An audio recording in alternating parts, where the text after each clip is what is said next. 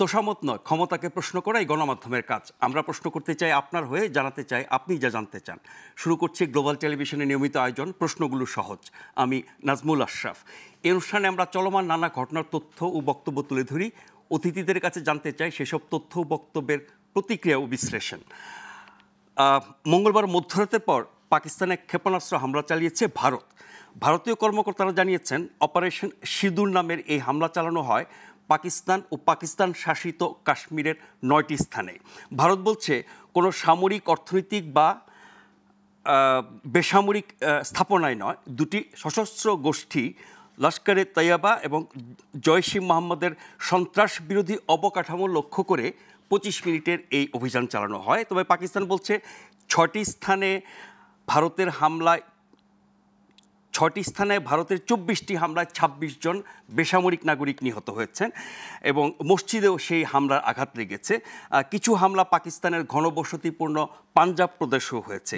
এদিকে পাকিস্তান দাবি করছে তারা ভারতের 5টি যুদ্ধবিমান এবং একটি ড্রোন ভূপাতিত করেছে। যদিও একথা ভারতের দিক থেকে নিশ্চিত করা হয় নাই, তবে রয়টার্স ভারতের 4টি সরকারি সূত্রে বরাত দিয়ে বলছে যে তারা 3টি যুদ্ধ বিমান বিধ্বস্ত হওয়ার কথা স্বীকার করেছে। আমাদের আজকের আলোচনার মূল বিষয় সর্বাত্মক যুদ্ধের দ্বারপ্রান্তে ভারত ও পাকিস্তান। এছাড়াও আজকে আমরা দুটি নতুন রাজনৈতিক দল নিয়ে কথা বলবো, যে দুটি দলের দুজন শীর্ষ নেতা আজ আমাদের অতিথি। তারা হলেন জনাব শওকত মাহমুদ, জনতা পার্টি বাংলাদেশের মহাসচিব। শওকত ভাই, আপনাকে স্বাগত জানাচ্ছি। এবং বাংলাদেশ আম জনতা পার্টির আহ্বায়ক জনাব রফিকুল আমিন। জনাব রফিকুল আমিন, আপনাকে স্বাগত জানাচ্ছি। গ্লোবাল টেলিভিশনের পাশাপাশি এই অনুষ্ঠানটি একযোগে সম্প্রচারিত হচ্ছে আমাদের ইউটিউব চ্যানেল এবং ফেসবুক পেজেও। আমরা আলোচনা শুরু করব পাক ভারত যুদ্ধ পরিস্থিতি নিয়ে। তারপর আমরা এই দুটি নতুন রাজনৈতিক দল এবং দলগুলোর কর্মকাণ্ড, ভাবনা, ভবিষ্যৎ, বর্তমান এবং চলমান রাজনৈতিক নানান বিষয়ে তাদের মতামত জানতে চাইব। শুরুতে পাক ভারত যুদ্ধ পরিস্থিতি নিয়ে একটি প্রতিবেদন দেখে নেব।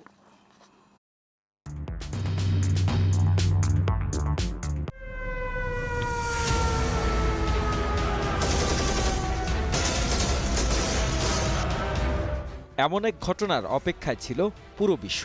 22 এপ্রিল যখন ভারতের জম্মু কাশ্মীরের বৈশরণ উপত্যকায় নৃশংসভাবে 26 জন নিরীহ মানুষকে গুলি করে হত্যা করেছিল জঙ্গিরা, এরপরেই চিরশত্রু ভারত পাকিস্তান জড়িয়ে পড়ে হুঙ্কার পাল্টা হুঙ্কারে।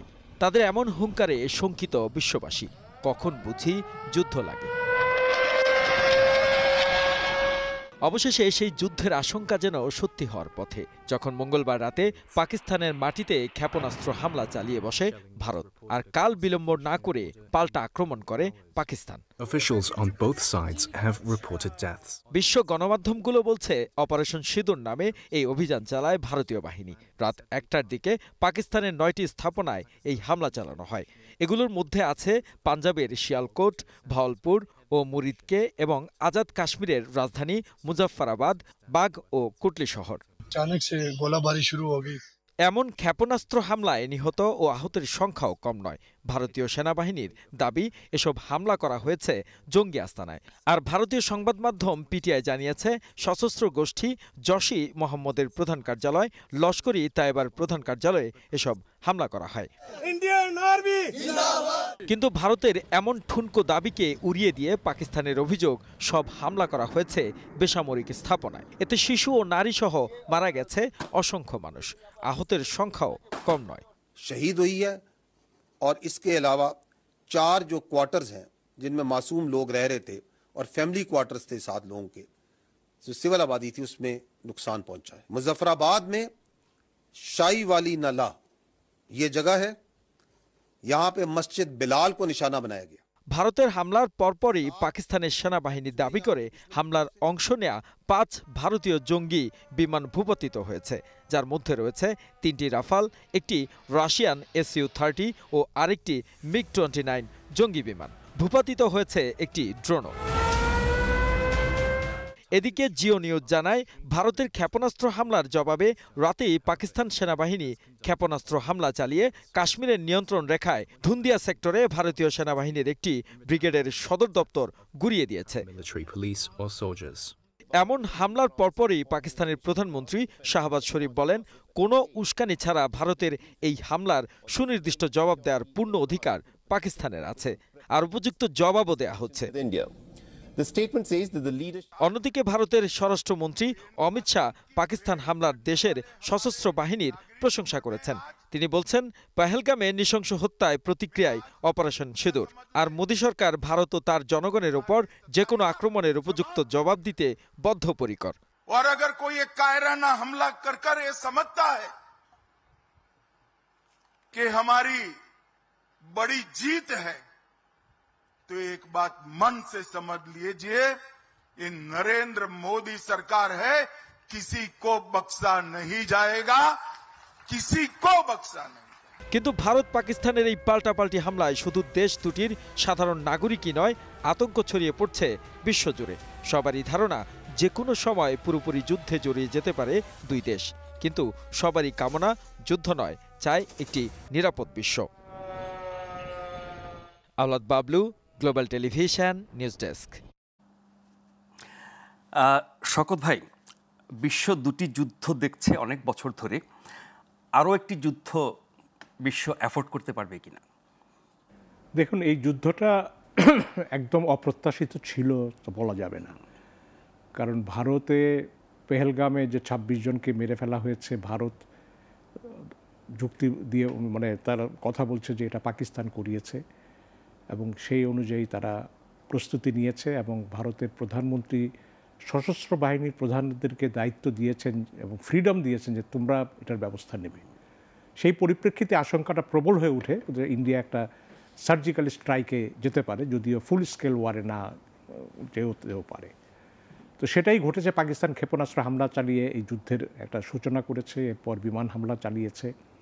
এটা আমার কাছে মনে হয়েছে যে হামাস ইসরায়েলের ভেতরে যে ১২০০ ইসরায়েলিকে নিয়ে ধরে নিয়ে এসছে বা মেরে ফেলেছে অনেককে, তার বদলা হিসাবে ইসরায়েল যে একটা পূর্ণাঙ্গ যুদ্ধ শুরু করেছে, গাজা গুড়িয়ে দিয়েছে, প্রায় ৬০,০০০ গাজার মানে প্যালেস্টাইনিকে হত্যা করেছে, শিশুদেরকে হত্যা করেছে, মসজিদে বোমা নিক্ষেপ করেছে। ইন্ডিয়ার মানে প্যাটার্নটাও কিন্তু সেরকম মনে হচ্ছে যে এই যারা মারা গেছে এটার সুষ্ঠু তদন্ত করে তারা কী পেয়েছে সেটা না জানিয়ে কিন্তু তারা এই হামলাটা করেছে। এটা অনেকটা মানে ইন্ডিয়ান ইগোকে মোদী সরকার যেই পর্যায়ে নিয়ে গেছে, তাদেরকে এখন এই হামলা করা ছাড়া যেন তাদের কোনো উপায় নেই আর, এবং তাদের বিরোধী দলগুলোকে বলেছে যে মোদী সরকার যে ব্যবস্থা নেবে তারা তাকে সমর্থন করবে। এটাও তাদের এই জঙ্গি তৎপরতার মানে জঙ্গি মনোভাবের একটা বড় কারণ। পক্ষান্তরে পাকিস্তানের প্রস্তুতি, আমি বলবো যে পাকিস্তানের প্রস্তুতিও খারাপ নয়, এবং পাকিস্তান হামলার জবাব দিচ্ছে, এবং পাকিস্তানের মিলিটারি বলেন, জনগণ বলেন, তারাও এটা প্রস্তুত, এবং আজাদ কাশ্মীরের লোকজনও প্রস্তুত। তো যেই বিষয়টি আমাদের জন্য শঙ্কার যে দুটি পরমাণু শক্তির অধিকারী দেশ, এবং আমরা দক্ষিণ এশিয়ার একটি দেশ হিসাবে আমরা সত্যিকারভাবে উদ্বিগ্ন, কারণ দুটি দেশ যদি পাকিস্তান ভারত যদি যুদ্ধে লিপ্ত হয়ে যায়, এর প্রভাব আমাদের উপর পড়বে। ইতিমধ্যেই পড়তে শুরু করেছে, যেমন আমাদের মিডল ইস্ট বা যে পশ্চিমার ফ্লাইটগুলো, এগুলো যে পাকিস্তান ভারত দিয়ে আসতে পারছে না, মালামালও যেতে পারছে না, আমাদের একটা ডোর বন্ধ হয়ে যাচ্ছে, সেটা শুধু পূব দিকের আকাশপথ খোলা, এর বাকি সব বন্ধ হয়ে যাচ্ছে। এটা আমাদের জন্য শঙ্কার, এবং আমাদের প্রধান উপদেষ্টা বর্তমান সরকার তিনিও বলেছেন যে আমাদের সশস্ত্র বাহিনী সতর্ক থাকবে, প্রস্তুত থাকবে।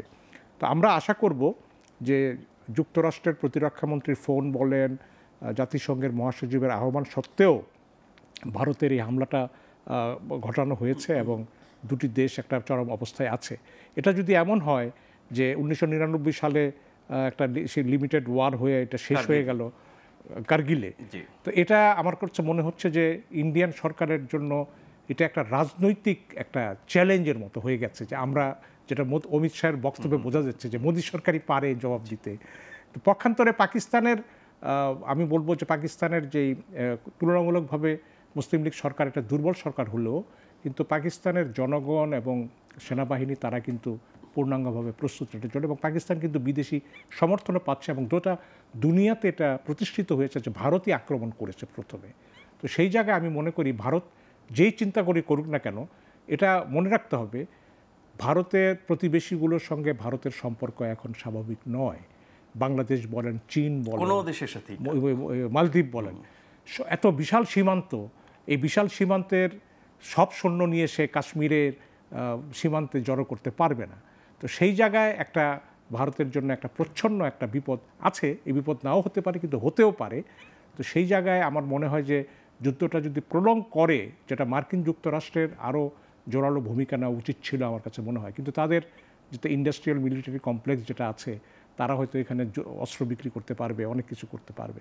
কিন্তু আমার মনে হয় যে পাক ভারত এই যুদ্ধ, আপনি যেটা বলছেন যে ইউক্রেন এবং গাজার যে যুদ্ধ, এর থেকে বিশ্ব সইতে পারছে না, সেই জায়গায় তৃতীয় একটি ফ্রন্ট ওপেন হয়েছে। এটা আমি মনে করি যে এটা খুব বড় বিপদের কারণ হয়ে দাঁড়ায়। কিন্তু সামরিক সক্ষমতার হিসেবে পাকিস্তান বেশিরভাগ ক্ষেত্রে ভারতের চেয়ে পিছিয়ে, এবং পাকিস্তানের যে অর্থনৈতিক অবস্থা, তাতে করে তাদের পক্ষে যুদ্ধ চালিয়ে যাওয়া সম্ভব না, এমনটা অনেকে বলছেন। সেক্ষেত্রে পূর্ণাঙ্গ যুদ্ধের বিষয়টা তো নির্ভর করছে দুপক্ষের উপরই। যদিও পাকিস্তানের প্রধানমন্ত্রী তাদের সশস্ত্র বাহিনীকে আপনার সমুচিত জবাব দেওয়ার অনুমতি দিয়েছেন, যেমন করে মোদি তার সামরিক বাহিনীকে দিয়েছিলেন। দেখুন, পাকিস্তানের সামরিক শক্তি এবং ভারতের সামরিক শক্তি, এটা তুলনা করা উচিত হবে না, কারণ ভারতের সামরিক শক্তি বেশি। কিন্তু ভারত তো তার পুরো সামরিক শক্তি এই কাশ্মীরে নিয়োজিত করতে পারবে না। তাকে সেভেন সিস্টার, অরুণাচলে চীনের আক্রমণ ঠেকানোর জন্য আছে, বাংলাদেশ সীমান্ত আছে, তারপরে আরও সীমান্ত আছে। সেই জায়গায় ভারতের সামরিক শক্তির সঙ্গে যদি পাকিস্তানের সামরিক শক্তি তুলনা করেন, পাকিস্তান কিন্তু টোটাল এঙ্গেজমেন্টটা কিন্তু সে এই কাশ্মীর বর্ডারে করতে পারে, কিন্তু ভারত তার টোটাল আর্মির এঙ্গেজমেন্ট কিন্তু তাদের বর্ডারে এখানে করতে পারবে না। এখন ভারতেরও আর্থিক সংকটের বিষয় আছে। ভারত একটি প্রতিষ্ঠিত অর্থনীতির দেশ, অর্থনীতির তার কেকটা অনেক বড়, কিন্তু একটা যুদ্ধের জন্য ভারতের যেই ধরনের অর্থনৈতিক সাপোর্ট প্রয়োজন, আমি মনে করি যে এটা পাকিস্তানের চাইতে হয়তো বেশি হতে পারে। কিন্তু পাকিস্তানের অর্থনৈতিক সক্ষমতার ক্ষেত্রে আমি মনে করি যে ইসরায়েল যেখানে ভারতের পাশে দাঁড়িয়েছে, মুসলিম দেশগুলো ভারতের পাশে, এই পাকিস্তানের পাশে দাঁড়াতে পারে। পাকিস্তানের পাশে চায়না আছে, ইরান আছে, তুর্কি, এরা এরই মধ্যে প্রকাশ্যেই তাদের পক্ষ নিয়েছে।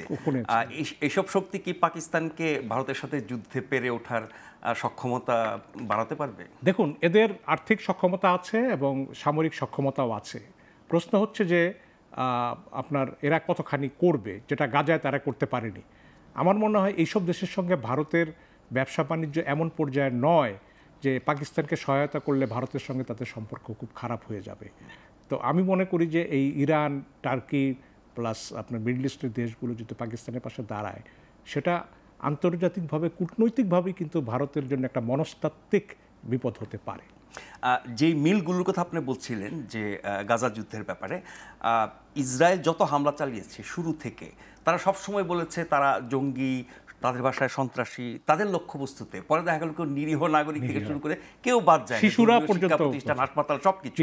তো এরাও কিন্তু বলছে যে আপনার সশস্ত্র মানে লস্করে তৈয়বার ঘাঁটি ওই বাড়িটার মধ্যে আছে, জৈশ-ই মোহাম্মদ, ও দুটো তো পাকিস্তানেও নিষিদ্ধ। হ্যাঁ, এবং আপনার পেহেলগামের হামলায় যে লস্করে তৈয়বা জড়িত বলে দাবি করছে ভারত, সেটি তো কোনো নিরপেক্ষ তদন্তে প্রমাণিত হয় না।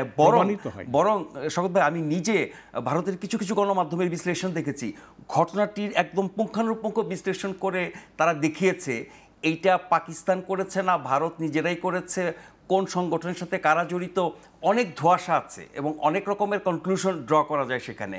তো এরকম একটি অস্পষ্ট বিতর্কিত বিষয় নিষ্পত্তি না করে এরকম যুদ্ধ পরিস্থিতিতে যাওয়ার পেছনে কি শুধুই মোদির বাহাদুরি দেখানো? আমার কাছে তো মনে হচ্ছে যে মোদির বাহাদুরি দেখানোর একটা বিষয় আছে, এবং আরেকটি হচ্ছে যে এই যে তারা একটা ভুল করে ফেলেছে আমার মতে, যে সঠিক তদন্ত না করেই, মানে লস্করি তৈয়বা বা পাকিস্তান আশ্রিত সন্ত্রাসীরা কি এমনই শক্তিশালী যে ভারতের গোয়েন্দা ব্যর্থতার কথা তো ভারত নিজেই স্বীকার করছে, তো তারা এখানে ঢুকে এই পর্যটকদের মেরে ফেললো। তো আমার কাছে মনে হয়েছে যে এটা ভারতের একটা বড় ভুল হয়েছে, যেই মানে যুক্তিতে তারা যুদ্ধে আক্রমণ করছে সেইটা সম্পূর্ণ আমার কাছে মনে হয়েছে যে এটা মানুষের কাছে। এখন বিজেপি মোদিকে আপনার বীর বানানোর জন্য অনেক কিছু বলতে পারে, উস্কানি দিতে পারে, যুদ্ধে জড়াতে পারে, কিন্তু সকল দল তারা কেন এটা সমর্থন করছে? সকল দলের সমর্থন হচ্ছে যে ইন্ডিয়া পলিটিক্যাল পার্টিগুলোর ন্যাশনাল ইস্যুতে এক থাকে। যেমনি আপনি দেখবেন যে এর আগে বিভিন্ন স্থানে যে মুসলমানদের বিরুদ্ধে অভিযান করা হয়েছে, এবং আমাদের এখানেও খবর দিয়েছে অবৈধ বাংলাদেশি 500 আটক করেছে মুম্বাইতে, এইসব প্রচারণা চালিয়েছে। এবং কলকাতায় আমাদের এই আওয়ামী লীগের সরকারের যারা পালিয়ে যাওয়ার লোকজন আছে, এবং কলকাতার মিডিয়া যেভাবে বাংলাদেশের বিরুদ্ধে একটা মিডিয়া যুদ্ধের সূচনা করে দিয়েছিল, এটা আমার কাছে মনে হয়েছে যে তাদের মধ্যে মোদির যে পলিটিক্যাল ফিউচার, একই সঙ্গে যে ইন্ডিয়ান ইগোকে তারা সারা দুনিয়া দেখাতে চায়, এবং তাদের মধ্যে ইসরায়েলের দৃষ্টিতে ইসরায়েলের যে সাফল্য, এটাকে তারা মনে করছে যে একটা বিরাট কিছু। কারণ ইসরায়েল গাজাতে আপনার ভারতীয় সেনারা অংশ নিয়েছে, এটা বলে অনেক জায়গায় রিপোর্ট এসছে ইসরায়েলি আর্মিতে। তো আমার মনে হয়েছে যে এটা ভারতের পলিটিক্যাল পার্টিগুলি এরা এই সাপোর্ট করলেও, এবং মুসলমানদের উপর যে অত্যাচার হয়েছে এটাও ভারতের পলিটিক্যাল পার্টিগুলি সব সাপোর্ট করেছে। এটা খুব দুঃখজনক। আমার মনে হয় যে ভারত যেই একটা জঙ্গিইজমের উপরে এখন তার ভাবধারা, তার পররাষ্ট্রনীতি, তার আমি বলবো যে অভ্যন্তরীণ নীতি, সব কিছুর প্রতিফলন ঘটেছে এখানে। বাকি দলগুলো মনে করছে যে আমরা যদি এই স্রোতে না থাকি, যেমন মমতা ব্যানার্জি এখন কলকাতার হিন্দুদের পক্ষ নেওয়ার জন্য, তার মানে উগ্রবাদের প্রতিযোগিতা শুরু হয়েছে, বিরোধীরাও অংশ নিচ্ছে। জনাব রফিকুল আমিন, ভারত পাকিস্তান সম্পর্ক, তাদের পুরনো বিরোধ, এই পর্যন্ত 3টি পূর্ণাঙ্গ যুদ্ধ, একটি ক্ষণস্থায়ী যুদ্ধ তারা করেছে, 8টি যুদ্ধের উপক্রম হয়েছে। সেখানে আমরা প্রতিবেশী হিসেবে উদ্বিগ্ন হওয়ার কারণ আছে, নানানভাবে আমরা হয়তো আক্রান্ত হতে পারি, কিন্তু যেই পরিস্থিতিটা এখন চলছে তাতে করে বাংলাদেশের রাজনীতি, অর্থনীতিতে কি ধরনের প্রভাব পড়তে পারে, আমাদের কি ধরনের অবস্থান নেওয়া উচিত বা বক্তব্য দেওয়ার ক্ষেত্রে? আপনি জানেন যে সামাজিক মাধ্যমে যাচ্ছে তাই বক্তব্য আমরা অনেক সময় দিয়ে থাকি, দায়িত্বশীল লোকজন, অনেক ক্ষেত্রে সরকার সংশ্লিষ্ট ব্যক্তিরাও, কিন্তু এখন পর্যন্ত এই মঙ্গলবার মধ্যরাতের হামলার ব্যাপারে আমরা সরকারি কোনো বক্তব্য পাইনি। আমাদের উদ্বেগের কারণ কতখানি? আমি শুধু পাক ভারত যুদ্ধ পরিস্থিতির কথাই বলছি না, মিয়ানমারকে কেন্দ্র করে বাংলাদেশের সাথে যে উত্তেজনা চলছে এবং করিডোর দেয়া নিয়ে যে বিতর্ক চলছে, তাতে করে আমরা তাদের অভ্যন্তরীণ যুদ্ধে জড়িয়ে পড়তে পারি। এখানে অনেক বড় বড় শক্তি আছে, আঞ্চলিক এবং আন্তর্জাতিক, তাদের পক্ষ বিপক্ষ হয়ে আমাদের জাতীয় নিরাপত্তা ঝুঁকিতে পড়তে পারে। এই সব পরিস্থিতি মিলিয়ে আমাদের উদ্বিগ্ন হওয়ার, দুশ্চিন্তা করার কারণ কতখানি? ধন্যবাদ আপনাকে এই প্রশ্ন করার জন্য। আসলে আমি মনে করি শওকত ভাই যেটা বলে গেলেন যে ওই তদন্তটা না করেই কিন্তু আক্রমণ করে দিয়েছে, সেখানে কিন্তু ভারত সহনশীল একটা মনোভাব দেখাতে ব্যর্থ হয়েছে, কিন্তু উচিত ছিল যে আসলে এটা কারা করেছে। আমি মনে করি সেই উদাহরণ নিয়ে বাংলাদেশে যারা আমরা পলিটিশিয়ান আছি, পলিটিক্স করি, বক্তব্য দেবো, প্রত্যেকের কিন্তু একটা সতর্ক অবস্থানে কথা বলা ভালো। কারণ আমাদের দেশ এখন বর্তমানে এক ধরনের সামান্যতম হলো রাজনৈতিক সংকটের মধ্যে আছি আমরা। আমাদের প্রতিবেশী রাষ্ট্র, মায়ানমারও প্রতিবেশী রাষ্ট্র, ভারতও প্রতিবেশী রাষ্ট্র, সেই ক্ষেত্রে আমাদের পররাষ্ট্রনীতি আমাদের সরকারের দেয়া আছে। এই ফেসবুকে যেগুলো লেখালেখি হয় এগুলাকে আমি বলবো যে উগ্রতা পরিহার করে প্রকৃত জিনিসটাকে কি জেনে শুনে মন্তব্য করা ভালো। আর রাজনৈতিক দলের পক্ষ থেকে এখন কোনো উগ্র মানে বক্তব্য না দেওয়াই ভালো। আমি অন্তত দিতে রাজি না। আমাকে আগে বুঝতে হবে বিষয়টা কী হয়েছে। দেখেন, সব ক্ষেত্রে আমরা শান্তি চাই। আজকে আমাদের যিনি দেশের রাষ্ট্রপ্রধান আছেন উনি কিন্তু শান্তিতে নোবেল পেয়েছেন। আমার মনে হয় ওনার দিকে আমরা তাকিয়ে থাকি, দেখি উনি কি বক্তব্য দেন দেশের পক্ষ থেকে। আমাকেই যে রাজনৈতিক দল হিসাবে খালি একটা মানে প্রাধান্য তুলে ধরার জন্য যে আমি অনেক কিছু বুঝি এই বিষয়ে একটা বক্তব্য রাখতে হবে, এটা আমি বিশ্বাস করি না। এক্ষেত্রে আমাদের একটা সহনশীল, সহনীয় ভূমিকা পালন করা উচিত রাজনৈতিক দলগুলোর, এবং এটা সম্পূর্ণ ইন্টারন্যাশনাল পলিটিক্স। এটা আমাদের জন্য এখনও ওইভাবে হয়ে ওঠে নাই যে আমরা ইন্টারন্যাশনালি একটা কথা বলে দিয়ে ফেলবো মিডিয়াতে। আমি মনে করি বর্তমান সরকার এই বিষয়ে একটা মানে সুনির্দিষ্ট দিবে, আমাদেরকে একটা গাইডলাইন দিবে। কিন্তু আমরা দেখি গণতান্ত্রিক দেশগুলোতে, এমনকি ভারতেও, যখন জাতীয় বিষয় হয় তখন একটা সর্বদলীয় উদ্যোগ নেওয়া হয়। এখন কোনো রাজনৈতিক দল ক্ষমতায় নাই, একটা অরাজনৈতিক সরকার আছেন। ডক্টর ইউনূসের মতো একজন গ্রহণযোগ্য, আন্তর্জাতিকভাবে সমাদৃত ব্যক্তি আছেন। কিন্তু আমরা বেশ কিছু ক্ষেত্রে দেখছি যে এখানে জাতীয় বা সবাইকে নিয়ে, সকল দলকে নিয়ে সর্বদলীয় কোনো ব্যাপার, সংস্কারের ব্যাপারে এরকম একটা উদ্যোগ আছে। কিন্তু এই মিয়ানমার সংকট নিয়ে কিন্তু আমরা দেখলাম যে সরকার নিজে নিজে কিছু কাজ করেছে, যেগুলো পরে প্রকাশিত হয়েছে, যেগুলো নিয়ে বিতর্ক হচ্ছে, এবং বিভিন্ন দলের পক্ষ থেকে ব্যাপক সমালোচনা বা বিরোধিতা করার পরে সরকারের পক্ষ থেকে কিছু কিছু বক্তব্য দেওয়া হচ্ছে। আমরা কি অন্তত ডক্টর ইউনূস সরকারের কাছে এরকম জাতীয় ব্যাপারে জাতীয় ঐক্য, জাতীয় উদ্যোগ, জাতীয় সংলাপ আশা করতে পারি না?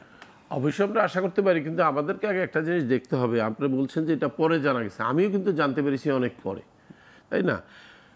ইন্টারন্যাশনাল পলিটিক্সে আমাদের যে ভূমিকা রাখা উচিত, সেই ক্ষেত্রে আমি বিশ্বাস করি বর্তমান সরকার কেপেবল কিছু বলার জন্য। বা সেখানে ভূমিকা নেওয়ার জন্য। কিন্তু আমাদের যে ঐক্য, যেটা ঐক্যের মধ্যে আমি কোনো ফাটল দেখি না, এই ব্যাপারে আমরা একমত এবং আমি এখনও আশাবাদী আমাদেরকে একসাথে রাখার জন্য বর্তমান সরকার সেই ভূমিকা নেবে। এবং যে আপনি বলছেন যে ৫ই আগস্টের গণ অভ্যুত্থানের পরে যে একটা জাতীয় ঐক্য গড়ে উঠেছিল ফ্যাসিবাদ বিরোধী বা আওয়ামী বিরোধী, এখনো আমাদের সেটি এখন অটুট আছে, এখনো ঐক্য আছে, সব কাজে সব কথায় সেটা বোঝা যায়। আমি তাই বিশ্বাস করি। তাহলে আমরা কেন সংস্কার প্রশ্নে এক হতে পারছি না, আমরা কেন নির্বাচনের প্রশ্নে এক হতে পারছি না? সেটা আসলে এক একজনের, যেমন আমি যদি বড় দলগুলোর কথা বলি, ওনারা একটা কথা বলেছে যে সংস্কার সব যে নির্বাচন আয়োগ করতে হবে দরকার নেই, আমরা এটা একটা চলমান প্রক্রিয়া, আমরা সামান্য সংস্কার করে নির্বাচনটা দিতে পারি। কিন্তু বর্তমান সরকারের কাছে আবার সাধারণ মানুষের চাওয়া হচ্ছে না, এগুলো কখনো হয়নি বিগত সরকার আমলে, আমরা এই ধরনের ওয়াদায় বিশ্বাস করি না, আপনারা যতটুকু পারেন ততটুকু সংস্কার করে যান। এই হচ্ছে জায়গাটুকু আন্ডারস্ট্যান্ডিং এর ব্যাপার। কিন্তু যত সংস্কার প্রস্তাব এসছে সবকিছু তো এই সরকার চাইলেও করে যেতে পারবে না, সময়ের জন্য বলছি না, যেগুলোর জন্য সংবিধান সংশোধন করার ব্যাপার আছে, কারণ এই সরকারটি তো সাংবিধানিক সরকার, সংবিধানের শপথ নিয়ে তারা কাজ করছে। যে সংস্কারগুলো না করলে নয় সেগুলো করা উচিত, এগুলো সমর্থন আমি, মানে যেগুলোর জন্য সংসদের অনুমোদনের ব্যাপার নাই, সরকারি নির্বাহী আদেশ দিয়ে করতে পারে, অধ্যাদেশ দিয়ে করতে পারে, পরে অনুমোদন নিতে পারে। যে সংস্কারগুলো না করলেই সুষ্ঠু নির্বাচন বাধা হয়ে দাঁড়াবে সেগুলো করে ফেলা উচিত। সেগুলো তো আমরা করতে দেখছি না, বরং যেগুলো নিয়ে বিতর্ক হচ্ছে এগুলো সবই হচ্ছে বড় ধরনের সংস্কার, যার কারণে সংবিধান সংশোধন করতে হবে এবং সংসদের অনুমোদন লাগবে, ওগুলো নিয়ে তো বিতর্ক বেশি হচ্ছে। আমার মতে আমরা কিন্তু একটা জায়গায় আসতে পারি যে কতগুলো সংস্কার কিন্তু আমরা পরবর্তীকালে নির্বাচিত সরকার এটাকে অনুমোদন দিলে হবে পোস্ট অ্যাপ্রুভাল, কিন্তু সংসদে যেয়ে আমরা নতুন সংস্কার করব এটার জন্য অপেক্ষা করা আসলে ঠিক হবে কিনা। কারণ আমরা তো অনেক বছর অপেক্ষা করলাম, 50 বছরও তো আমরা কোনো সংস্কারের কিছুই দেখিনি। যেহেতু আমরা দেখিনি, এখানে কিছু এসেন্সিয়াল সংস্কার করে দিতে হবে নির্বাচিত সরকার যেই আসুক। আমি বলতেছি না যে নির্বাচিত সরকার সংস্কার করতে পারবে না, পারবে, কিন্তু কিছু স্টার্ট করে দিয়ে যেতে হবে যেটা ওরা ধারাবাহিকতা নিয়ে যাবে। যেমন আপনি যদি আমাকে প্রশ্ন করেন, আমি হয়তো যদি ক্ষমতায় যেতে পারি অনেকগুলো সংস্কার হয়তো আমি ঘড়িবসি করবো না, কারণ কিছু যদি আমার বিরুদ্ধে যায় সেটাকে আমি ওইভাবে নিজের মতো করে নেওয়ার চেষ্টা করব। তা না হলে বিগত 3টা সরকারই আমি দেখেছি, কেউ 9 বছর, কেউ 10 বছর, কেউ 17 বছর পেয়েছি, কোনো আমি পরিবর্তন দেখিনি, তো কেউ পারেনি এইভাবে সংস্কার করতে। যেহেতু আমরা 3বার ফেলিওর হয়েছি, আমার মনে হয় ডক্টর ইউনূস সাহেবকে আমরা একবার সুযোগ দিয়ে দেখি উনি কিভাবে এটাকে করেন, সংস্কার করেন। যে কথাটি আপনি বললেন, আরো অনেকে বলে যে এই 53-54 বছরে বহু সরকার ছিল, কেউই কোনো সংস্কার করেনি। যে ধরনের সংস্কার নিয়ে আমরা এখন আলোচনা করছি, ঐক্যমতে পৌঁছার চেষ্টা করছি, এরকম সংস্কার তো অনেক হয়েছে। 90-এর গণ অভ্যুত্থানের পরে আমরা সরকার ব্যবস্থায় পরিবর্তন এনেছি, তারপরে আপনার এরশাদ সাহেবের বহু সমালোচনা আছে, কিন্তু প্রশাসনিক বিকেন্দ্রীকরণের জন্য উপজেলা পদ্ধতি, এটি কিন্তু দলমত নির্বিশেষে সবাই সমর্থন করে, যদিও এটা কার্যকর করা নিয়ে বিতর্ক আছে। দেখেন, প্রত্যেকটা ক্ষেত্রে যখন আমরা সমস্যা মুখোমুখি হয়েছি, 2-1টা করেছি, সার্বিকভাবে রাষ্ট্রীয় অবকাঠামো যেটা আছে এগুলো কিন্তু অনেক সংস্কার করার ব্যাপার আছে, যেগুলো আসলে আমলাতান্ত্রিক একটা প্যাসেজ বেড়াজালের মধ্যে আছে, এগুলো কিন্তু সংস্কার করার উদ্যোগ কেউ কখনো নিয়েছে, যেটাকে সামনে পেয়েছে সেটা সংস্কার করেছে। অনেকগুলো রয়ে গেছে যেগুলো কোশ্চেনেবল, যেমন আমি আইনের বিচার সুশাসনের কথা বলবো, আইনের শাসন প্রতিষ্ঠার কথা বলবো। আমরা তো এখন পর্যন্ত আইনের শাসনের মধ্যে নেই। এখনও তো আপনি দেখেন একজন মুজলুম বা একজন নির্যাতিত লোক আদালতে গেলে এমনও হয়েছে যে বিচারপতি বলছে উনি শুনতে চাচ্ছেন না মামলাটা। আমি আমার কথাই বলি, আমাদের যে মামলাটা হয়েছে আমাদের প্রতিষ্ঠানের বিরুদ্ধে, আমাদের প্রায় 46 জন অভিযুক্ত আসামি সবাই বাইরে, কিন্তু আমার স্ত্রীর যে মামলাটা এখন পর্যন্ত আমি বারবার জামিনের জন্য চাচ্ছি, যে আজকে 13 বছর ধরে স্বামী সন্তান ছেড়ে ঘর ছাড়া, তাকে কিন্তু বিগত স্বৈরাচারী সরকার জেলে থুয়ে গেছে। আমি কিন্তু জামিন প্রার্থী হয়ে কিন্তু আদালতে উপস্থিত দিতে পারছি না। তাই আমার কাছে মনে হয়েছে আইনের শাসন এখনও প্রতিষ্ঠা হয়নি, এখনও সেখানে সংস্কার দরকার, যে যেখানে বিচারপতি এই কথা বলার কোনো সুযোগ নাই যে আমি এই মামলা শুনবো না। এখন তো তাই হচ্ছে, এগুলো সংস্কার করা দরকার। কিন্তু তার মানে আপনি বলছেন বিচার বিভাগের সংস্কার সবার আগে দরকার, সবার আগে। এক্স্যাক্টলি। আমার কিন্তু 9টা দফার মধ্যে এটা নিয়ে কি খুব বেশি আলোচনা শুনি আমরা? আমি শুনি না, দেখে আমরা শুধু শাসন বিভাগ কেন্দ্রিক, আইন বিভাগ কেন্দ্রিক। আপনার কথা ঠিক, এই জন্য আমি নেমেছি মাঠে, যে আমি আইনের শাসনটাকে 1 নম্বর এজেন্ডা দিচ্ছি, এইটা আগে প্রতিষ্ঠা করতে হবে। এবং আমাদের প্রধান বিচারপতি বর্তমান যিনি, তিনি একাধিকবার একটি কথা বলেছেন, সকল সংস্কারের মূলে হচ্ছে বিচার বিভাগের সংস্কার। বিচার বিভাগের সংস্কার হলে পরে বাকি অন্য 2 বিভাগের সংস্কার অটোমেটিক্যালি হয়ে যাবে, রিঅ্যাকশনে বাকিগুলো চলে আসবে। বা না হলেও পরে বিচার বিভাগ স্বাধীন এবং ন্যায় বিচার নিশ্চিত করতে পারলে অনেক, বিচার বিভাগকে স্বাধীন করতে হবে। আলাদা একটা সচিবালয় করতে হবে। সেই চেষ্টা বর্তমান আমরা এটার পক্ষে আমাদের দলের সমর্থন। আমি আপনার দলের কর্মসূচির লক্ষ্য এবং যেহেতু নতুন দল আমাদের অনুষ্ঠানে প্রথম এসেছেন শওকত ভাইও, তাই আপনাদের দলীয় কর্মসূচির লক্ষ্য, আদর্শ, উদ্দেশ্য এবং আপনাদের দলীয় অবস্থান বর্তমান নানান বিষয়ে সেগুলো শুনবো। তার আগে একটা ছোট্ট বিরতি নিচ্ছি, আশা করছি ফিরে এসে আপনাদেরকে সাথে পাবো।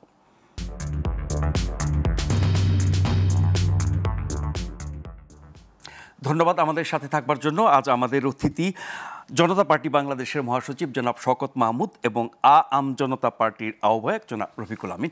শওকত ভাই, দল তো আপনারা বেশ সাড়ম্বরে আপনার চালু করলেন, অনেক বড় হোটেলের অনেক জাঁকজমকপূর্ণ আয়োজনের মাধ্যমে। আপনাদের দলের দৈনন্দিন কার্যক্রম, বিভিন্ন কর্মসূচি, এগুলো হয়তো আমার চোখ এড়িয়ে গেছে। সেই ধরনের তৎপরতা কি আপনারা শুরু করেছেন পুরোদমে? অবশ্যই করেছি। আমরা হয়তো যারা নতুন দল এসছেন তাদের মধ্যে আমরা এই কার্যালয় নিয়ে একটা ইশতেহার দিয়ে, ম্যানিফেস্টো দিয়ে আমরা আত্মপ্রকাশ করেছি। মানে কোনো বিজনেস হাউস আপনাদেরকে অফিস দেয় নাই তো? না, কোনো বিজনেস, আমরা তো অফিস ভাড়া নিয়ে করেছি আমাদের ডিজাইনে। কোনো বিজনেস হাউসের এখানে কোনো ভূমিকা নেই এবং আমরা বড় করে করেছি, কারণ আমাদের এই আত্মপ্রকাশটা কোনো আকস্মিক না, অপ্রত্যাশিতও না। আমরা 2-2.5 বছর ধরে এটার কাজ চালিয়ে এসেছি, কথা বলছি এবং সেই অনুযায়ী আমরা আত্মপ্রকাশ করেছি। 2-2.5 বছর মানে অভ্যুত্থানের আগে থেকে আমরা চিন্তা করছি যে একটি দেশে একটি রাজনৈতিক শূন্যতা তৈরি হতে পারে, সেই কারণে আমরা একটা নতুন দল করতে পারি। কারণ এখনও মনে হয়েছে যে গণ-অভ্যুত্থানের পরেও একটা রাজনৈতিক শূন্যতা এখনও রয়ে গেছে। এটা কি আওয়ামী লীগ 14 দলের শূন্যতাটা? আওয়ামী লীগ 14 দলের শূন্যতার বাইরেও গণ-অভ্যুত্থানের চেতনার একটি বড় অংশ ছিল এটা ভারত আমাদের পতিত ফ্যাসিবাদের তোষণ এবং পোষণ করেছে। এই ভারতের বিরুদ্ধে কিন্তু জনগণ রাস্তায় নেমে প্রতিবাদ করেছে। এখন দেখছি রাজনৈতিক দলগুলো ক্ষমতায় যাবার জন্য সে ভারত সম্পর্কে কিছু বলছে না, গণ-অভ্যুত্থানের চেতনা থেকে তারা সরে গেছে। নির্দিষ্ট দলের কথা বলছেন? আমি নির্দিষ্ট না, আমি একটা দলের কথা বলবো কেন, বড় দল যারা আছে তারা সবাই, তারা আপনি এই যুদ্ধের ব্যাপারে আপনি তাদের স্টেটমেন্টগুলো লক্ষ্য করেন, মানে হ্যাঁ আলোচনার মাধ্যমে সমাধান হওয়া ভালো, যে কে আক্রমণ করেছে, আগে কে করেছে, সেই এই ধরনের কথা বলছে এবং এটা একটা শূন্যতা তৈরি হয়েছে। এবং আপনি এর আগে আমিন ভাইকে যে প্রশ্নটা করেছেন যে আগেও তো সংস্কার হয়েছে, কিন্তু আগে তো ফ্যাসিজম এরকমভাবে আসেনি, আমরা তো এত ভুক্তভোগী হইনি, আগে তো আপনার এরকম গণ-অভ্যুত্থানও হয়নি।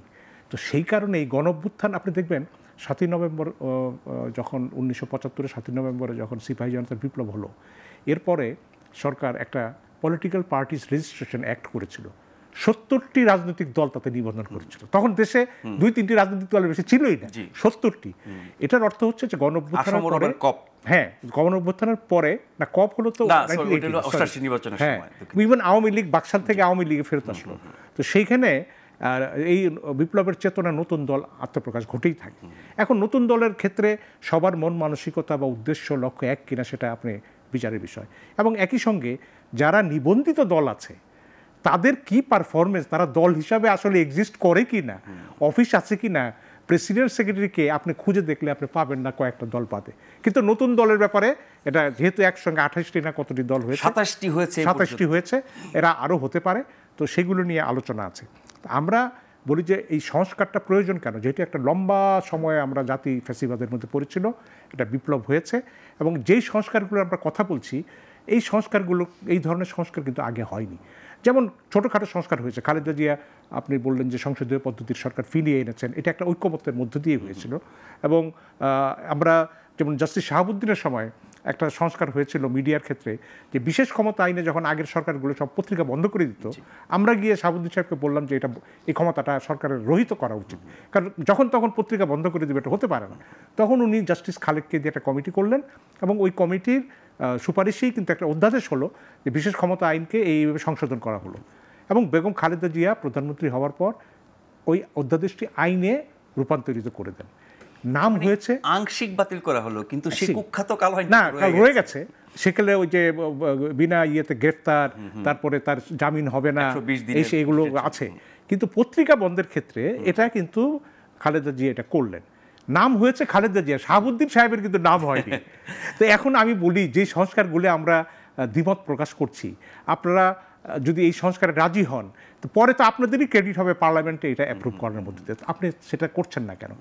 না করার একটা বড় কারণ হচ্ছে কেউ কেউ মনে করছেন যে আমি ক্ষমতায় বসলে আমাকে যদি এত কঠিন নিগড়ের মধ্য দিয়ে সরকার পরিচালনা করতে হয়, আমার তো অসুবিধা হতে পারে।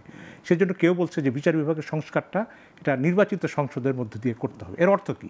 আপনার মাজদার হোসেন মামলার রায় যেখানে ক্লিয়ার, সুপ্রিম কোর্টের আমরা আইনও দেখেছি যে এটা নিজেরাই কিন্তু পৃথক সচিবালয় করতে পারে। সেটার জন্য আমার পার্লামেন্টের ওয়েট করতে হবে কেন?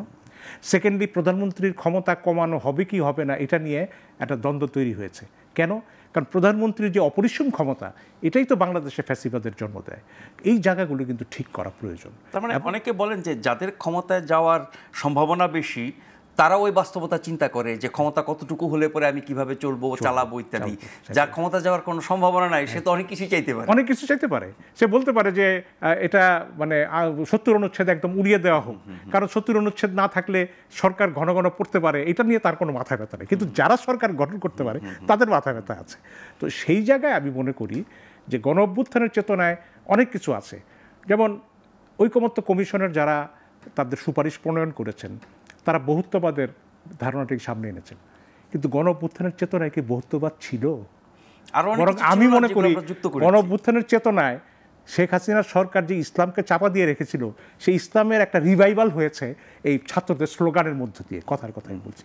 এবং যারা আন্দোলন করেছে তাদের মধ্যে ধর্মপ্রাণ ছাত্রের সংখ্যা বেশি। আমি শিবির বললাম না বা এনসিপি, এগুলি কিছুই বললাম না, কিন্তু আপনি বহুত্ববাদ পেলেন কোথায়? তো এইখানে কিছু কিছু এক্সপেরিমেন্টাল জিনিস তারা ঢুকিয়েছে। আমার মনে হয় একটা জাতীয় ঐক্যমত্য আসতে হবে। ঐক্যমত্য না আসলে, আমি যেভাবে বললাম যে মোদী সরকার এমন জায়গায় পৌঁছে গেছে তার ইগোতে যে তাকে যুদ্ধ না করে উপায় নেই, এরকম একটা ভাব। ইউনূস সাহেবও কিন্তু সংস্কারের ব্যাপারে ইন্টারন্যাশনাল কমিউনিটির কাছে যে কথাগুলো বলে আসছেন এবং ইন্টারন্যাশনাল কমিউনিটি কিন্তু তাদের সাপোর্ট করছে, দেশের ভেতরে বলে আসছেন, তাকে কিন্তু একটা সংস্কারের একটা ফলাফল দেখাতে হবে। এটা কিন্তু তার পিছ হটার কোনো সুযোগ নেই।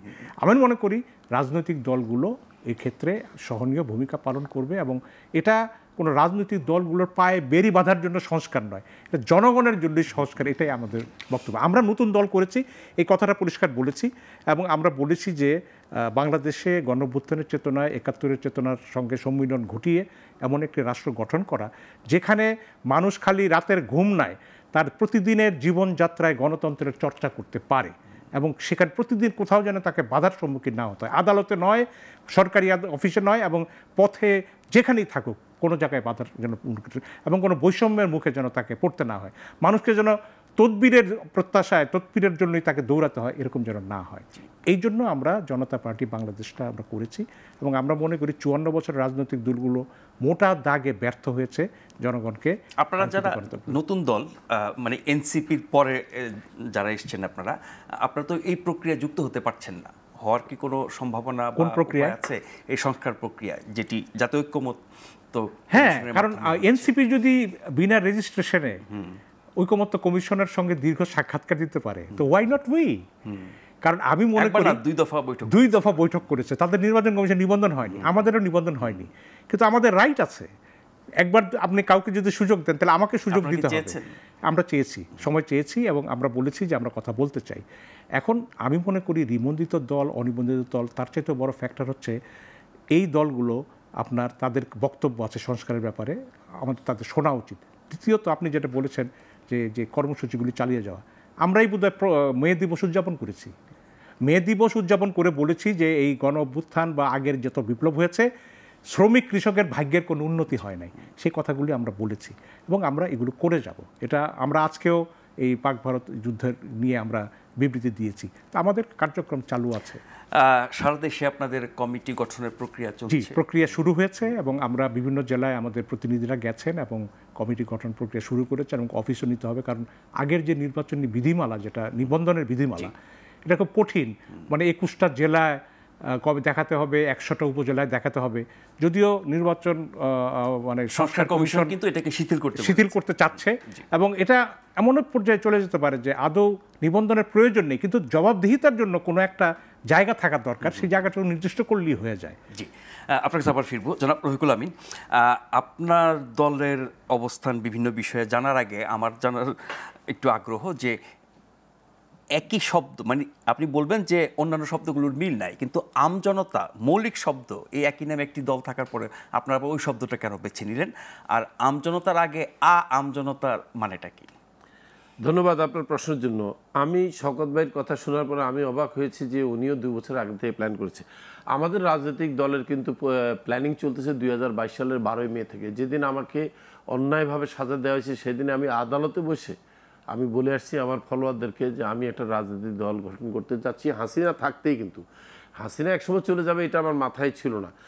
আমি কিন্তু এই রাজনৈতিক দল আম জনতা পার্টি যেটা, এটা কিন্তু 2022 সালের আপনার 12 মে থেকে আমার ডিজাইন করা। ঘটনাচক্রে এটা হয়ে গেছে। আমি যখন বেরিয়েছি, যখন আমি একদিন দেখলাম যে আম জনতার দল নামে একটা পার্টি হয়েছে এবং সেটা যিনি এটার মহাসচিব, আমি সাথে সাথে কিন্তু তার সাথে কন্ট্যাক্ট করার চেষ্টা করেছি। সে বুঝতে পারেনি আমি কেন কন্ট্যাক্ট করেছি। যাই হোক, আমাদের দুইজনের যোগাযোগ না হওয়ার পর আমি চিন্তা করলাম যেহেতু তার পার্টির নাম হচ্ছে আম জনতার দল, আমি গিয়েছি বাংলাদেশ আম জনতা পার্টি। এখন একটা জিনিস দেখেন, কোনো একটা নামের যদি অন্তত একটা অংশ বা দুইটা অংশের যদি মিল না থাকে এটা কিন্তু আলাদা ইয়ে দাও। যেমন আমি ধরেন আমার নাম রফিকুল আমিন, আমার নাম মোহাম্মদ রফিকুল আমিন, তাহলে উনি কিন্তু রফিকুল হক হইতে কোনো আপত্তি নাই, আপনি রফিকুল ইসলাম সরকার হইতে কোনো অসুবিধা নেই। এখন যদি সবাই বলে যে কেন রফিকুল আমিনের রফিকুল নেবে, বিষয়টা এমন হয়ে গেল না। দেখেন জনতা দিয়ে এই পর্যন্ত আমি 4টা দল পেয়েছি। জনতা দল পার্টি এগুলো খুব কমন, কিন্তু আমজনতাটা খুব বেশি কমন। আমজনতা আমরা 2 জন। সেখান থেকে আমরা কয়েকদিন আগে যখন আমাদের এই ইয়েটা তৈরি হয়েছে, মতবিরোধটা তৈরি হয়েছে, একটা ভুল বোঝাবুঝি তৈরি হয়েছে, আমি নিজে পার্সোনালি 2 বার বসেছি। বসে আমরা এক জায়গায় এসেছি, কিন্তু আমরা এক জায়গায় এসেছি, আমরা এটাকে একটু সামান্য মডিফাই করে নিচ্ছি ওদের সুবিধার জন্য, আমাদেরও সুবিধার জন্য। আমরা 2 পক্ষ মিলেমিশে কাজ করতে চাই। তারাও নতুন দল, তারাও 24 জুলাইয়ের অভ্যুত্থানের চেতনায় আছে, আমরাও একই চেতনায় আছি, আমরাও নতুন সংস্কার চাই। তো সেই জায়গাটাতে আপনারা খুব সহসাই একটা ইয়ে পাবেন, ঘোষণা পাবেন যে আমরা এই জায়গার থেকে সামান্য একটু মডিফিকেশন করে ওদের সাথে যেন নামের ইয়ে না তৈরি হয়, নামের একটু সংশোধন হতে পারে। জি, সংশোধন হতে পারে। আপনার একটি বক্তব্য কারামুক্ত হওয়ার পর এটি নানানভাবে লোকজন প্রতিক্রিয়া দিয়েছে, নিশ্চয়ই আপনি জানেন। সেটি হচ্ছে যে যখন অভ্যুত্থানের পরে রাজনীতি সংশ্লিষ্ট বা রাজনৈতিক দল সংশ্লিষ্ট ব্যক্তিরা একের পর এক জামিন পেয়ে বেরিয়ে যাচ্ছেন, আপনি বেরোতে পারছিলেন না, তখন আপনি ভাবলেন যে আপনি নিজে রাজনৈতিক দল করবেন। তাহলে কি রাজনৈতিক দলের উদ্দেশ্য আপনার নিজের অধিকার রক্ষা করা? শুধু না, এটা আমার থেকে তো শুরু। আমি শুরু করেছি যখন আমি নির্যাতিত হয়েছি। আমি এইভাবে কথাটা বলেছি যে আমি যখন বৈষম্য শিকার হলাম তখন দেখলাম আইন আমার ব্যাপারে কাজ করছে না। যেমন ধরেন 5 তারিখ থেকে 8 তারিখ পর্যন্ত তো কোনো জামিনের কাগজই লাগে নাই। আমি এখনও বলছি, শুধু এখানে নয়, ঢাকা কেরানীগঞ্জ নয়, আমি পরে খবর নিয়েছি কাশিমপুর 1, কাশিমপুর 2, কাশিমপুর 4। আপনি কি জানেন কাশিমপুর 4 থেকে অনেক বড় বড়, আমি তাদেরকে ছোট করতে বলতেছি না, ওদের নাম উচ্চারণ করতে চাচ্ছি না, অনেক বড় বড় আসামি রাত 3টা, 4টা, 5টা পর্যন্ত বেরিয়েছে। পরবর্তীকালে আমি যখন একজন শীর্ষ কর্মকর্তাকে জিজ্ঞাসা করলাম কি সিস্টেমে ছাড়লেন, এতগুলো লোকের কি বেলবোর্ড আসছে? না, এটা একটা নির্বাহী আদেশ, আমাদেরকে আইজি সাহেব বলছে ছেড়ে দাও, নাহলে এরা জেলখানা ভেঙে ফেলবে। দেখেন, ওরা জেলখানা ভেঙে ফেলবে, আইজি সাহেব বলছে, তাই ছেড়ে দিতে হলো। তো আমি জিজ্ঞাসা করলাম কি বিবেচনায় ছাড়লেন? বলে এরা সব তো রাজনৈতিক বন্দী। আপনি তো রাজনৈতিক বন্দী না, আপনার তো মানি লন্ডারিং মামলা। না, ওখানে তো শীর্ষ সন্ত্রাসীও ছিল, তারাও রাজনৈতিক বিবেচনায় বেরিয়ে গেছে, তারাও কিন্তু রাজনীতি, কারণ তাদের প্রত্যেকের কিন্তু একটা আইডি কার্ড আছে রাজনৈতিক দলের সাথে, এটা জানেন? প্রত্যেকের একটা আইডি কার্ড আছে। আমি তাদেরকে ছোট করবো না, কারণ আমিও তাদের সাথে বন্দী ছিলাম দীর্ঘ সময়। আমি এমন বন্দীও পেয়েছি যারা মানবতার জীবনযাপন করেছে। দেখেন, কোনো একটা ঘটনার কারণে সে শীর্ষ সন্ত্রাসী, কিন্তু জেলখানে কিন্তু সে শীর্ষ কিছুই হইতে পারে নাই, তার উপরে স্টিম রোল ঠিকই চলছে। আমি এমনও দেখেছি যে শীর্ষ সন্ত্রাসীকে আমি একটা বিভীষিকাময় জানতাম, তার রুমের সামনে ক্যামেরা, 2টা সেন্ট্রি, পারলে বিছানার ভিতরে ক্যামেরা, এবং কোনো লোক ভিতরে ঢুকতে পারতো না, যে ঢুকতে তাকে চালান করে দিত। তো আমি বললাম এখানে তো মানবিক বিপর্যয় ঘটতেছে, সে আদালতে বিচারাধীন আছে, আদালত সিদ্ধান্ত নেবে তাকে কি সাজা দেবে। মজার ব্যাপার হচ্ছে তারে আদালত সাজা দেওয়ার আগে জেলখানা সাজা দিচ্ছে। জেলখানা সংস্কারের দরকার আছে, জানেন আপনি? এখনো কিন্তু জেলখানা বৈষম্য আছে, কিন্তু এটা কারো নজরে আসতেছে না, এবং এটা নিয়ে আমি প্রতিবাদ করতেছি। আমার মনে হয় এখনো এদিকে তাকানো উচিত। কিন্তু কম বেশি সব দলের লোকজনই তো জেল খেটেছেন জি বিভিন্ন সময়ে, তারপরও তারা আবার ক্ষমতায় যান, কিন্তু জেলের সংস্কার তারা শুধু জেলের সংস্কার বলছেন করবে না তো, কারণ কি তারা ভুলে যাচ্ছে। ভুলে যায়, জেলখানায় থাকতে মনে হয় যে সংস্কার আমি বের হয়ে করবই, বাইরে হওয়ার পর মনে করি এরপরে যারা আসবে তাদের আর সেটাই। যাই আমি যে কথা আসতেছিলাম, আপনি যে বললাম যে আমি 5 তারিখের পরে, আমি তো দেখেছি 5 তারিখ থেকে 8 তারিখ পর্যন্ত কোনো কাগজ লাগেনি। ডক্টর ইউনূস সাহেব শপথ নেওয়ার আগ পর্যন্ত বিনা কাগজে বেরিয়ে গেছে, সমানে ছেড়ে দিছে একদম সমান। ঢাকা জেল থেকে 5-6 হাজার বেরিয়েছে এই কয়দিনে। এবং অদ্ভুত ব্যাপার হলো জেলখানাগুলোর আইনি প্রক্রিয়া কি হবে? আমি জানি না। এবং এই জায়গাতে আমার প্রশ্ন হচ্ছে সেই জায়গাটায় যে কোনো ডকুমেন্ট ছাড়া হলো কিভাবে। ওনারা যেটা বললেন যে আমরা ভয়ে কাজটা করেছি, জেলে তখন এখন তো তারা হয়ে গেছে, রিটায়ার্ড হয়ে গেছে, তাদেরকে সাসপেন্ড করা হয়েছে ওই কর্মকর্তাদেরকে। একজনের সাথে আমার একবার দেখা হওয়ার সুযোগ হয়েছে, আমি জিজ্ঞাসা করলাম বলেন না কী প্রক্রিয়া ছাড়লেন? বললো যে আমরা শুধু খাতার মধ্যে সই নিছি, খাতার মধ্যে সই নিয়ে ছেড়ে দিছি। কত রাত পর্যন্ত ছাড়ছেন? রাত ভোর 4টা-5টা পর্যন্ত। জেলখানার নিয়ম হচ্ছে কারো যদি বেল বন্ড ইস্যু হয়, এটা যদি লক আপের পরে বেল বন্ড আসে আপনাকে কিন্তু পরবর্তী কর্মদিবস পর্যন্ত অপেক্ষা করতে হবে। এখানে কোনো অপেক্ষা করা হয়নি। কিন্তু এখন আসেন আপনি আমার বললেন আমি কি এই জন্য করেছি, এখন উদ্যোগটা আমার এখান থেকে, কিন্তু আমি রাজনৈতিক সুবিধা নেওয়ার জন্য আসি নাই। আমি দেখতে চাইছি দ্বিতীয় কোনো রফিকুল আমিন যেন আইনে বৈষম্য শিকার হয়ে এইভাবে আটকায় রেখে আরেকজনকে সুবিধা দিয়ে ছেড়ে দেয়, এই সিস্টেমে যেন না থাকে। আমি সুশাসন চাই, আইনের শাসন চাই। আমি অবশ্যই চাই আইন আমাকে বিচার করে রিলিজ করুক, আইন আমাকে বিচার করে সাজা দিক। আপনি দেখেন তো আমাকে তো রিলিজ করা তো দূরের কথা, আরেকটা বৈষম্য হয়েছে আমার প্রতি। আমি যে মামলা আমাকে অভিযুক্ত করেছে সেই মামলার সর্বোচ্চ সাজা হচ্ছে আপনার 12 বছর, এবং সেই হিসাবে 12 বছর আমার পূর্ণ হয়ে গেছে 11ই অক্টোবর 2024 সাল। আমি কেন 25শে জানুয়ারির 15 তারিখে বেরোলাম? আমি তো 3 মাস 15 দিন 5 দিন সর্বোচ্চ আদালতের সিদ্ধান্তের অপেক্ষায়। না না, এটা জজ কোর্ট থেকে আমাকে ছাড়েনি এইভাবে। আমি বারবার বলছি কিন্তু মাননীয় আদালত আমার কিন্তু সাজার বেশি হয়ে গেছে থাকা, আমাকে ছাড়ুন। উনি বলছেন না আমার কাছে কোনো নির্বাহী আদেশ নাই। সবাই কিন্তু আমি বুঝলাম না আদালত যেন কারোর দিকে তাকিয়ে থাকে। এরা কারা? আদালত নিজে কিন্তু কোনো কাজ করে না, কিন্তু আদালত শুধু অপেক্ষা করে যে নির্বাহী কোনো আদেশ আসে কিনা, তাইলে আমি এই কাজটা করব। নাইলে আদালতের একজন বিচারপতি কি করে বলে যে আমি এই মামলা শুনতে বিব্রত বোধ করতেছি? এই কথার অর্থটা কি? আমি তো আপনাকে ওই কথাটা বলতেছি, গত রমজানের ঈদের আগের থেকে এই একই মামলায়, যে মামলায় আমার স্ত্রী এখনো জেলে আছে, একই মামলায় আমাদের দ্বিতীয় আসামিকে ছেড়ে দেওয়া হয়েছে। আমি 1 নম্বর আসামি বাইরে, 3 নম্বর আসামি বাইরে। অথচ একজন মহিলা, নির্যাতিত মহিলা, যার 2টা বাচ্চা নিয়ে এসে আজকে 12-13 বছর সংসার করতে পারে না, তার মামলা শুনবে না।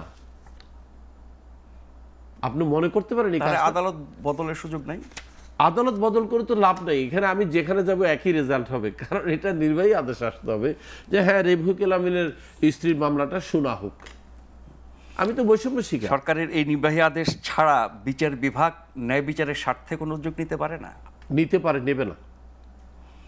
কেন আমার জানা নেই। এই প্রশ্ন আমারও আপনার কাছে, কেন এরা উদ্যোগ নেবে না? কি অপরাধ করেছে?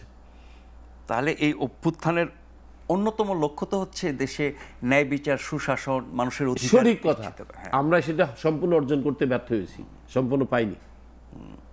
আমি এই জায়গাটায় থাকতে চাই, এই জন্য আমাদের দ্রুত সংস্কার দরকার। জি, আরেকটা ছোট্ট বিরতি নিয়ে ফিরবো আপনাদের সাথে আলোচনায়। আশা করি এবারও ফিরে এসে আপনাদেরকে সাথে পাবো।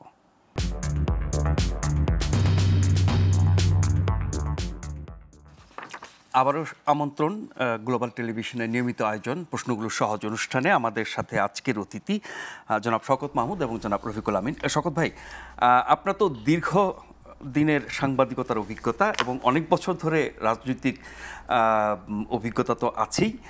এর আগে আপনি বিএনপিতে ছিলেন শীর্ষ পর্যায়ের নেতৃত্বে, এখন নিজে দল করেছেন। নিশ্চয়ই আগামী নির্বাচনে আপনার দল অংশ নেবে, কিন্তু নির্বাচনটি ডিসেম্বরে হবে না জুনের মধ্যে হবে, এ নিয়ে বিতর্ক আছে, আপনি জানেন। আপনার দলের অবস্থান কি? তার আগে বলে নেই, আপনি যখন আমার রাজনৈতিক জীবন নিয়ে প্রশ্ন করেছেন, আমাকে রাজনীতিতে এনেছিলেন দেশনেত্রী বেগম খালেদা জিয়া। আমি যখন দ্বিতীয়বার প্রেস ক্লাবের প্রেসিডেন্ট হিসেবে আমি দায়িত্ব শেষ করছি, তখন তিনি আমাকে আহ্বান জানান এবং আমি চেয়ারপারসনের উপদেষ্টা হিসেবে আমি জয়েন করি।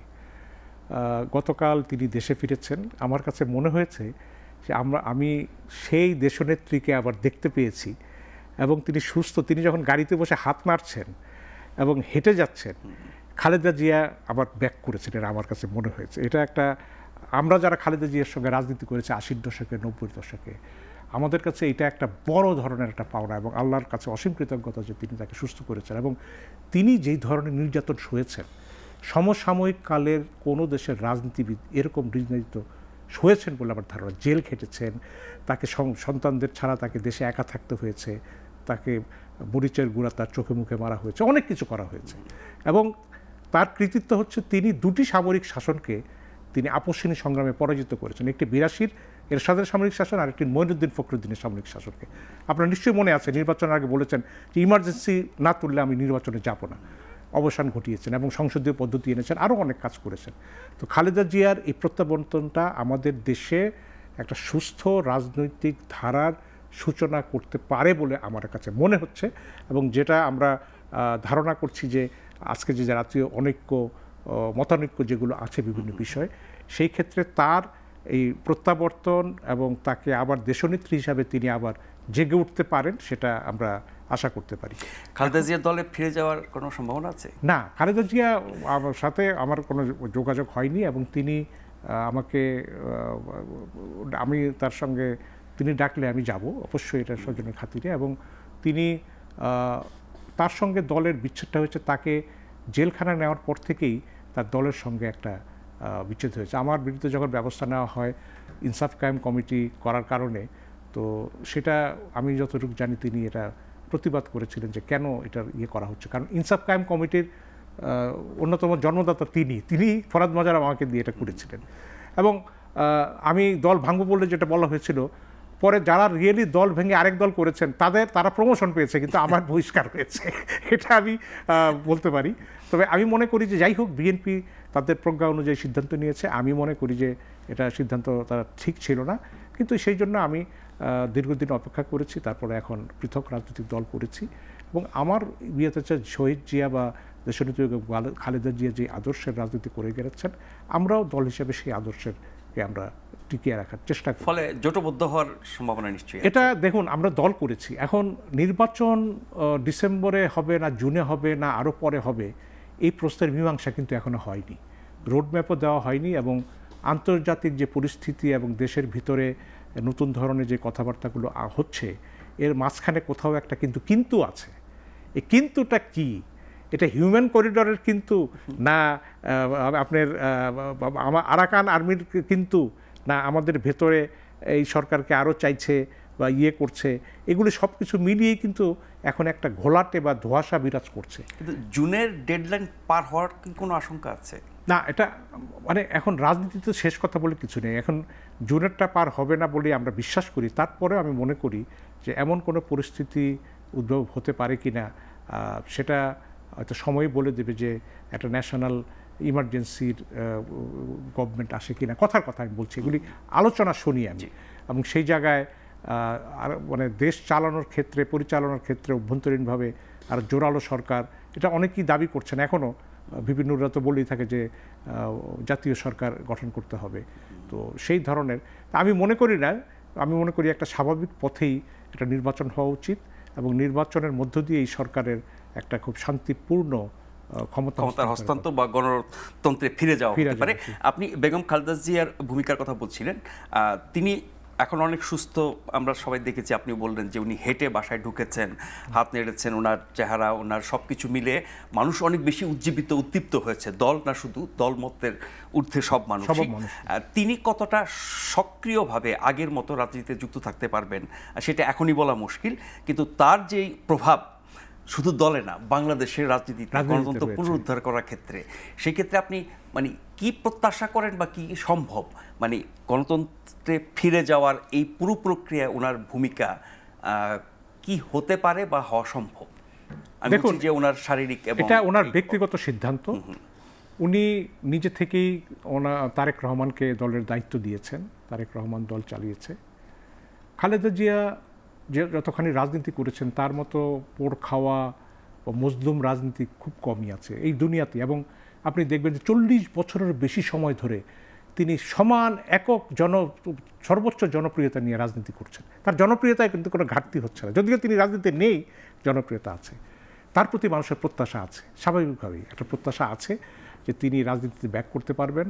এবং আমরা গত 15 বছরে বা 16 বছরে আমরা রাজনৈতিক দলগুলো ফ্যাসিবাদের বিরুদ্ধে গণ অভ্যুত্থান ঘটাতে আমরা অনেকটা ব্যর্থ হয়েছি, যেখানে খালেদা জিয়া 8 বছরে গণ অভ্যুত্থান করেছিলেন, 82-তে রাজনীতি জয়েন করে 90-তেই গণ অভ্যুত্থান করে ফেলেছিলেন। তো আমি মনে করি যে খালেদা জিয়া এখন দেশের রাজনৈতিক ধারাকে একটা, আমি মনে করি যে নতুন বাংলাদেশের যে আকাঙ্ক্ষা, সেই আকাঙ্ক্ষায় তিনি নিয়ে যেতে পারবেন।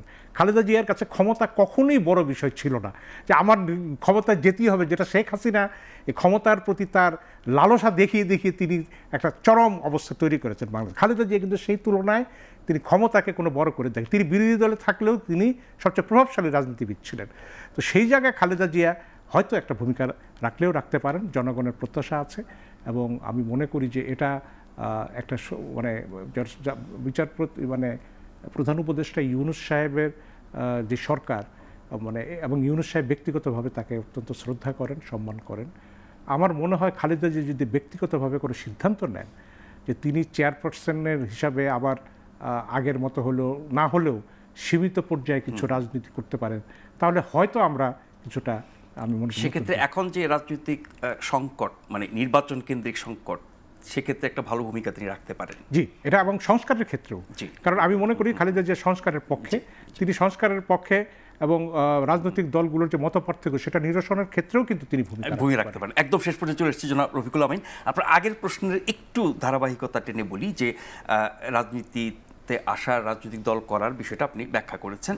এখন আপনার একটি দল নতুন, নিশ্চয়ই এটা অনেক পুরনো হবে, অনেক বড় হবে, জনপ্রিয় হবে আমরা প্রত্যাশা করি, কিন্তু একটি রাজনৈতিক দল থাকলেই যে আপনি অন্য কোনো অন্যায়ের শিকার হবেন না বা এই রাজনৈতিক শক্তি আপনাকে প্রোটেকশন দেবে, তার কি কোনো নিশ্চয়তা আছে?